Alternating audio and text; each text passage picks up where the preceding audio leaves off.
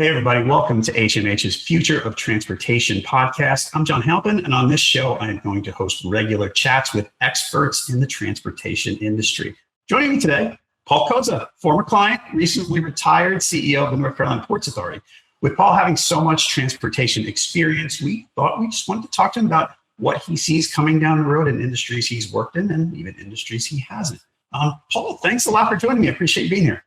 Thanks, John. Great to see you. I appreciate the opportunity, and a lot going on all over the place with our present situation here with COVID, as well as our economy, still hanging in there. So thank you. Yes. Sounds like things are, we were talking before we started recording, sounds like things might be perking up soon, which is good for everybody, vaccine related, and then, relating to everything else, right? Yeah, no, definitely. I think there's no question about which is good, and we need it. As a country, we need it as a world. But interesting enough, especially as we talk about in the transportation logistics space, it's been a really interesting year with all this shifting to e-commerce and a lot of other types of challenges around the world. So exciting times in all ways, but hopefully we get through this all and then people are staying healthy. Yep. All right, a little bit more background about Paul. He spent 7 years leading North Carolina Ports, where he remains as a senior advisor to the board of directors. He previously held leadership and senior management roles, CSL Group, Maersk, Sealand, which basically makes him as well-versed in shipping and transportation logistics as anybody we could possibly find. He's also a graduate of the United States Military Academy at West Point. Thanks for your service, Paul. Didn't want to let us go without saying that. Thank you. All right, let's get to the questions, and let's start with the shipping industry, since you're so familiar with that. How is innovation shaping that business, both short-term and long-term? Yeah, I think if it's good, I'm going to talk a little bit like broader total transportation, and specifically on shipping on that one, which would be is of good. Innovation in general of transportation, especially in supply chain logistics, is moving at warp speed right now. I'll talk to younger folks who are in the industry, and I think it's just probably the most interesting time to be there. A lot of this is happening because of e-commerce, because of technology revolution, all these things that is going on. And that's moving things at rapid speed. The Amazons of the world, I love those guys and what they've done to transform of logistics and the way that products get around, not only the US and the world, is so interesting. So there's so much innovation happening because of, and some of this was going, as we know, because of the shift over to e-commerce. But then with COVID coming on and the shifting of buying patterns, it just changed tremendously of this shifting of the way that we buy, the way that we do things as Americans, as the entire world.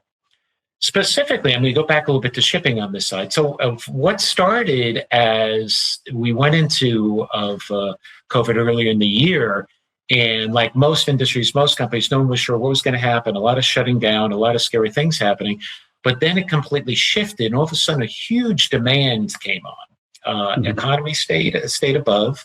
People were still buying. We needed to consume basic goods as well as some other goods that we were doing because of living at home. And that's really changed things very, very quickly. Specifically to ocean shipping, I think what was found is that it's unfortunately still lagging in a lot of some of this innovation areas. Example of things that's happening right now, especially in the US, there's huge backlogs of material that's trying to get imported. There's ships waiting out at side ports out in LA, Long Beach for days. Same things happening over to the East Coast. And what that's a product of, it's a product of an industry that really has not changed their model that much on the innovation and technology and the shifting of like forecasts and supplies. So it'll work its way through. It always does. The pipelines is, it is efficient. But I would have liked to seen a little bit more innovation. I'm hoping what comes out of this now after these last few months on the standpoint of information flow. Take that there where a lot of these products have been coming from, and let's fast forward into other parts of transportation, going back to e-commerce. And you see, I think we have really quite an efficient e-commerce system in the US right now. Looking at stats, I just got some things apart. So Amazon's up like 40% year over year. This is 20. On e-commerce, and they were doing well anyway, but it's amazing. But the ones that are really is like a Walmart was up 65%. So you think, how do you ship these things? Home Depot was up 71%. So you think if you're in charge of their logistics for a Home Depot, and out of the blue, I'm sure, yeah, Home Depot was focusing on e-commerce and looking at shifting of how they were getting their products out. But then you have a 71% increase overnight. How do you do these things? And you need innovation. You need to be able to be scalable, but also shifting of the way that you moved your products around. I give them a lot of credit. You know, who the heck can take those type of increases and be able to do it well? I'm sure they have a couple of blips here and there, but a lot of movement, a lot of fast movement as well. So why do you think those companies have been able to, talk about you said in the shipping industry, the innovation has been lagging a bit. Why have Amazon and Walmart, Home Depot, why have they done so well? I mean, is there anything, how am I going to put this? The technology part of their business, I think I understand. From a transportation side, how have they been able to scale up? Because I mean, a lot more goods that need to get a lot more places to a lot more people. Yeah.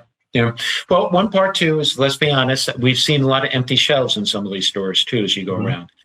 Earlier in the pandemic, it was definitely true. For the basic commodities like toilet paper and things got broken out. But there's still, as you go into some of these retailers, if you're still going into the bricks and mortar store, you are seeing some products that are not available. So where they've done really well in some areas, they have seen some of these blips because of being able to get the imports in. So they're not totally by any means just have been, we'll say, is totally eliminated or haven't seen any effects on it. On the basis of your question going into how they're able to do it is, they're just, for an Amazon, they do this and they know how to do it well, and they just were able to scale it. And I think what happened too is that these other retailers started e-commerce platforms, started e-commerce in the idea of that they were going to be shifting to it. So they had a little bit of an advantage of being nimble and being, I'd say, just more able to make this branch over with this drastic increase. It is technology. There's no question about it. It's that ease of technology. I think it's also, maybe it says a little bit about the retail sector and how nimble they are sometimes in being able to make these changes, and you got to give them credit for it. We've seen other retailers that haven't made that. They've gone out of business. So maybe they're not doing the home side of it that they Home Depot does or Lowe's does for construction, for different types of materials repairs. But at the same time, I think a lot of that was they were not thinking forefront, nimble enough of the e-commerce side of how they could take advantage of it, and then at that same time being able to survive through it. So culture of the company, no question about that. Innovative part, no question about that. Seeing this as a problem, being able to solve it and use it as an advantage to them. Going back to ocean shipping, one of the oldest forms of transportation in the world. I'm not putting them down that they didn't do a really good job, but at that same time, they're also trying to meet new demands and changes. I'm going to break out a little bit more. In fairness to them, maybe they weren't getting enough lead time from some of their end customers, being the retailers, on product they were going to be having, let's say, coming out of Asia, coming out of these areas, and that caused part of these constraints. It is a global supply chain. There's no question about it. Right. Yeah, you can't avoid that. I mean, sometimes people, talk about, keeping things internal without getting into another discussion. But yeah, you can't. It's easy to say the supply chain should become less global, but it's just not. Kind of tough to actually make a reality. Okay, so back to the shipping industry. What innovations? I mean, having seen it up close, what innovations do you think would have been good ones to kind of jump on earlier? And I was wondering if some of those might apply to other industries. In regards to what's happened this past year, you're saying? Yes. That's the basis of it.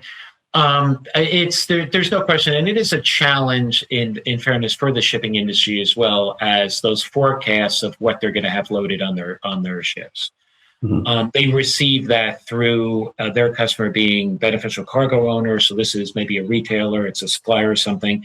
It might be through intermediaries, being a freight forwarder or a 3PL. but do they have enough time in advance to understand the forward demand? And in fairness to them, the answer to that is typically no.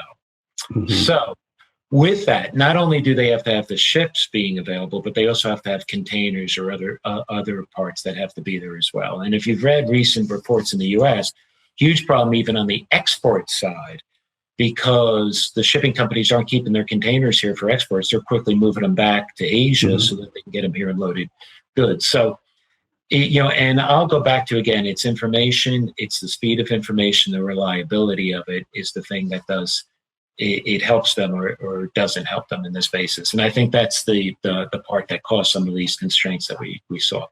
What they were doing well, though, is they were able to bring on extra capacity quickly. So they were shifting it from other parts of their network. Hats off for that. That's really good. And being able to bring it into where there was higher demand. There's no question the U.S. was part of that, maybe a little bit less on the European side. And that same portion of it, too, how to be able to, I'll say, be as efficient as they can in their network. That's described as vessels, that's described as their ports, and that's described as also inland dynamics, being rail and truck in those areas. It's complex. It's not easy. And keeping it all moving is not easy. And let's not forget, early in the year, we had some countries or we had some areas where we're totally shut down for a few weeks, and it's hard to get that pipeline going again. So what, to keep up in the transportation, what technologies are you watching that are going to, innovation in transportation is going to require, technology is an easy word to use, but, we got to get specific about it. What things, we talk on our end, electronic vehicles and charging and technologies that power, we read about the chip shortage for right now that's going on. Yeah, you look at that. Right. What technology are you watching that will affect the transportation industry the most? A couple of areas on this. This is a great question. One is it's always visibility to the supply chain is the big thing. The visibility being where is my product right now and where I need to get it to. So that's one thing. And there's all different parts there that's making that happen or not happen. We're spoiled with this thing. We can use this and we can go on, and there's certain types of e-merchants, and they'll tell you exactly where your product is, when you're going to get it at your house, what's happening from that perspective. The global supply chain is not as efficient in that, and that's not always there. So there's no question is that need, and they are improving on the basis of that location and the visibility that happens. Mm-hmm. Beyond that, though, let's go into some environmental areas of things that are very, very important. Alternative fuels, and they are looking at, there's new vessels that are being manufactured, some that are actually of right now that are using LNG and different sources. So much more cleaner types of fuels, which is great to see. On the land side, obviously, battery operated vehicles, we're going to see more cars, trucks, those areas. Very important, and of innovative things that we're watching closely. There's even talk of, as we talk about driverless cars, as of examining, can you have that in other modes of transportation? Trucks, can you have this on that side? And they're even looking at ships to a degree. Do you need the crew on the ship that you have as the side? So there's so many areas that I think very quickly the entire industry is looking at, but needs to see to come through, especially I think environmentally. There was a shift to much more cleaner fuels for the ocean shipping industry in the last couple of years. That's great. That's a step forward. But I'd love to see of LNG, natural gas type powered vessels and others in the future that would just make it an extremely much more cleaner industry for the entire world. So a lot of areas. So you talked a lot about vessels, vehicles, things like that there. What kind of a lift on the infrastructure side is that to be ready? Like, well, let's take the Port of Wilmington, where you used to work. Like, right. What does the Port of Wilmington need to do to prepare for alternative fuels? Like, is it, is it an extra 50 charging stations for trucks? Or is it, how do you accommodate vessels that use more environmentally friendly ways of fueling or charging? Yeah, no, it's a good question, and it's a very complex question on that standpoint, especially on the ship fueling side. We have some areas in the U.S. where they're starting to do some of this alternative fuels. There's different parts around the world, but that needs to be more supply, and that's an opportunity. That's really an opportunity. So I think for the basis of a port, let's say Wilmington, North Carolina ports, how can you use this up as an opportunity? Is it something that wants to be invested in from a state's perspective of having it that it's a place where ships can refuel and refuel with of a natural gas or an LNG type or of that degree. From a port perspective, I would look very closely at that standpoint of, okay, if we're having automated of trucks coming into the terminal, do we need to redesign that terminal then for an automated purpose? I see it as an advantage. I see it as a huge opportunity. Unfortunately, sometimes as people, we're not always the most efficient of how we do things. So if you have an automated vehicle that could take instructions on exactly where to pick up a container, where to go for freight, and how to move around that facility, think of how you can optimize that. You can make things even much more efficient. That's really cool. Charging, definitely. Yeah. You could see that need, and you could see it as a revenue opportunity as well there. So there's a lot of different components of where we can utilize more information, being in this case of if it's an autonomous vehicle, as a standpoint of, well, how can we exchange information when it gets to our gates that there's not going to be a person you're talking to, so it's much more automated. That's speed, that's efficiency, that's saving costs. And within the yard of utilizing it as to being the best way to get that truck in and off the premises as quickly as possible. So it's cool. A lot of neat things. Okay, so let's say you're CEO of a transportation facility, and now you're used to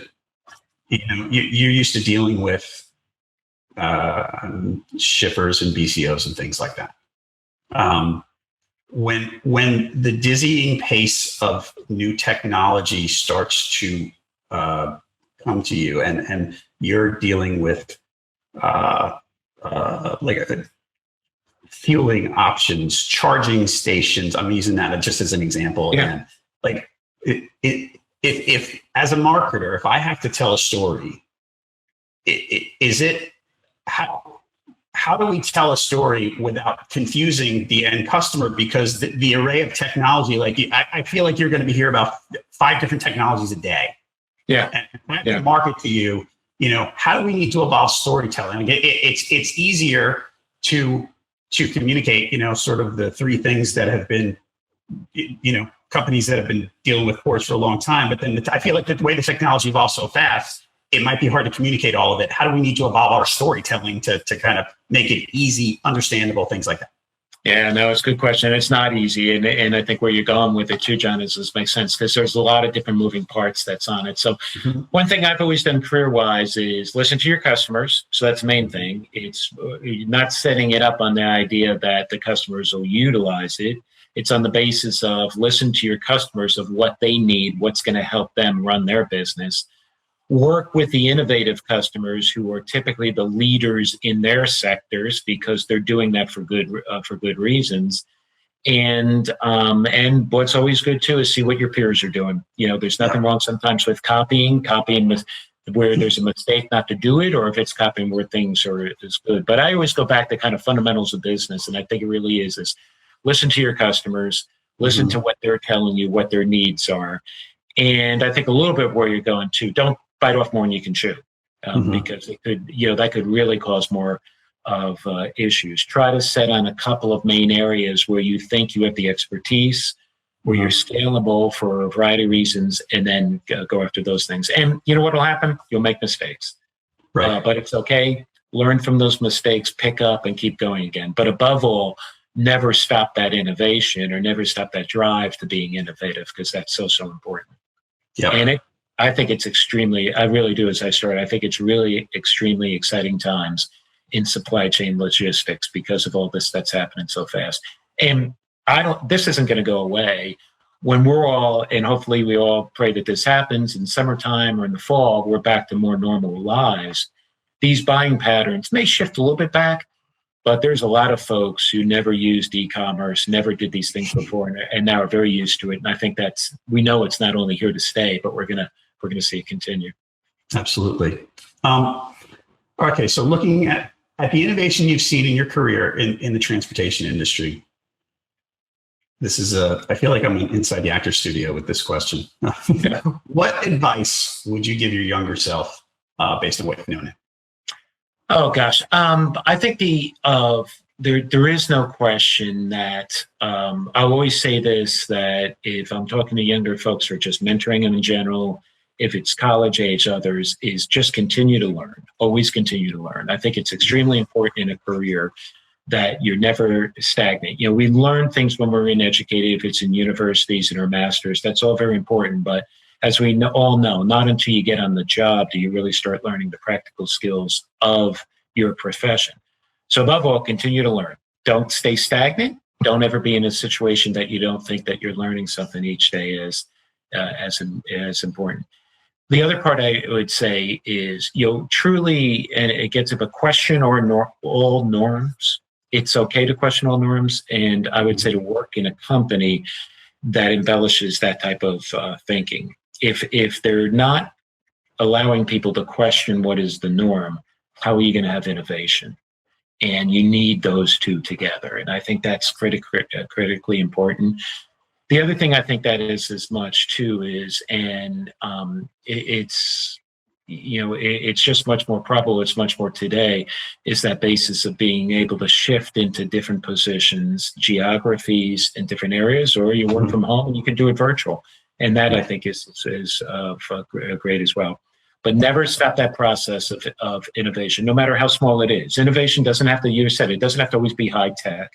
It doesn't have to be the new computer system or new application. Innovation can be as basic as the way that you're maybe running trucks in and out of a yard each day. And how can you do that better? And how can you do it that you're more efficient? And with that, I think you never get stale. You just never get stale because of always looking to improve. And if you don't and your company's not, I can tell you right now, your competitor is, and that's how you lose. You lose businesses that way, and that happens. Right. So in future episodes of this, we're like I said, we're talking to experts in the transportation industry about different kinds of topics.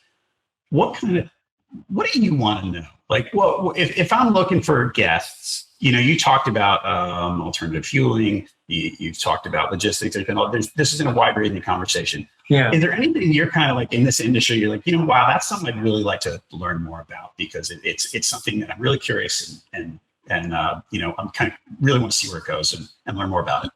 Yeah, mine always is. I love to hear about the things that you don't, that is really new and upcoming, and you don't hear much about. Like, this is something that's going on. I'll give you a basis of something that I was just reading about. There's this small startup company. They're down in Atlanta. They're called Relay Payments, and I was just reading some articles on them. They picked up some of private funding, and it's a basic thing in the industry. What happens is when a truck goes to a distribution center, it has to be offloaded, right? It makes sense. They're taking products out. And that portion of the service typically is not paid at the time of routing of that movement of, let's say, a truck. They call it a lumper payment in the industry. And the lumper payment is essentially that you're going to pay me to unload this of a truck at your facility. The reason why it's a variable is how you're going to do it. Maybe it's different you might be at different spots, those type of things. So it's a bit of a variable. This has been traditionally that payment scheme has been traditionally just terribly arcane. I mean, sometimes cash, sometimes different types of card payments. The invoice itself is part. And what these guys are doing is they're coming up with an automated way to be able to have the payment set and to send it and receive it with the two parties. A real kind of a basic type of a service of and you could call it fintech, if you will, of something that's a small part of the supply chain, and they seem to be very successful with it. I think it's be a great way. It facilitates, it's automated, it's much more secure. Cash isn't involved, those things. Just stumbling, looking at some things, seeing it, wouldn't have known anything about these guys otherwise. So those type of things I always love to hear about, because those are things that you don't typically hear, and I love those areas. Then, for me personally, I go on the other extreme and hear from the companies who have been out there, who who are names, who have been in the industry a long time, and hear what they're doing, and hearing where they're having their issues, and where they're getting successes and what type of successes. So I'm kind of on both sides of that collar of the spectrum, being that I think is always fun. You like to learn about what others are doing, which is great, which is kind of cool. What you're saying, that's interesting. Why aren't we doing it, or how can we do it? So that would be some suggestions in all parts. In where you guys are going in transportation, there's so many different parts of it that can be involved. The different modes of transportation, different parts of logistics, retailers, manufacturers, all these different raw materials, all part of it, which would be fun. Yeah, everything in this is, doesn't have wheels or anything like that. There's a lot of travel across some sort of, it's not a vessel. It's, the technology and everything, like you said. Yeah, there's a lot of tentacles to it. Paul, you know what? I could do this all day, but I'm going to let you go. Thank you so much for your time. So what else is keeping you busy, by the way? What are you working on? Gosh. Doing a little bit of some side things. I teach at UNC System on supply chain logistics. That's part-time, and that's very interesting, because if you want to have people that keep you on your toes, have young students that ask all kinds of questions. That definitely does. Is part. A little bit of pro bono work. I'm on the North Carolina USO Board of Directors, and I like doing that, which is fun. And it's in the veteran side, which I have a close kinship to for obvious reasons. And then I started doing some other work with some private equity organizations out of New York, and been doing some board work. So a little bit of here and there, and just really getting ready to travel and do some other things as kind of a semi-retirement mode that I'm in now. Gotcha. Well, we miss you as a client, but love getting to talk to you for this, and I hope we can do it again soon. Okay. Yep, love to. I love to, because it was great working with the HMH, and I say it openly. You guys are great company, and you gave us some fantastic service. So heads up. Excellent. Thank you very much for that. Everybody, if you enjoyed this show and you want to listen more, please subscribe, leave us a review on Apple Podcasts, Spotify, or wherever else you're watching and listening. It'll help us get the word out. We really appreciate it. To learn more about HMH, the Transportation Transformation Agency, visit us at hmhagency.com. You can find us on all the usual social platforms: Facebook, Twitter, LinkedIn, Instagram, stuff like that. For Paul Cozza, I'm John Halpin. Thank you for listening, and we'll be back soon with a new episode of the Future Transportation Podcast.